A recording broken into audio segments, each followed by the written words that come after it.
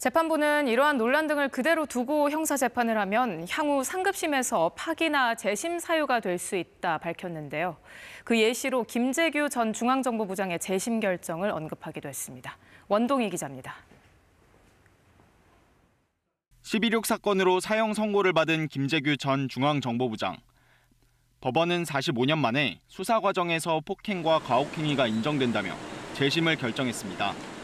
이 사건은 윤석열 대통령 구속 취소 결정에 대한 법원 설명 자료에도 언급됐습니다.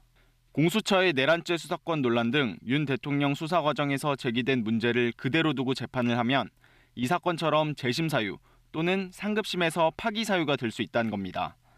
앞서 윤 대통령 측은 공수처는 내란죄 수사권이 없어 수사와 구속 모두 위법하고 구속 이후 공수처와 검찰이 임의로 구속기간을 나눠 쓴 것도 위법하다고 주장했습니다.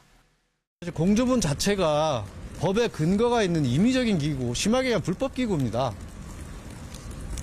지금 정상적인 사법 시스템이라면 수사권이 있는 경찰에서 조사를 해서 이 주장에 대해 구속 취소 결정을 한 재판부는 위법 여부를 판단하지 않았습니다.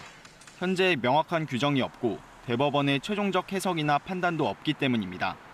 하지만 논란이 된 부분이 어떻게 결론나느냐에 따라 발생할 수 있는 문제를 고려한 것으로 풀이됩니다. 구속기간이나 공수처에 수사권이 있는지 등 절차적 정당성에 대한 다툼이 불러올 파장을 고려했기 때문인데요. 사전에 방지를 하고 공수처의 수사권 문제가 윤 대통령 수사 전반에 영향을 끼치고 있는 가운데 향후 재판에서도 공수처가 수집한 증거 능력 문제가 논란이 될 전망입니다. KBS 뉴스 원동희입니다.